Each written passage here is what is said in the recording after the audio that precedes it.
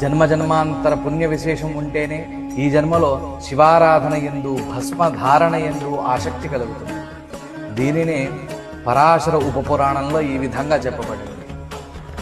అనేక జన్మ సిద్ధానాం శ్రౌత స్మార్తానువర్తినాం వేదోక్తేనైవ మార్గేణ త్రిపుండ్రోద్ధూలనే రతి.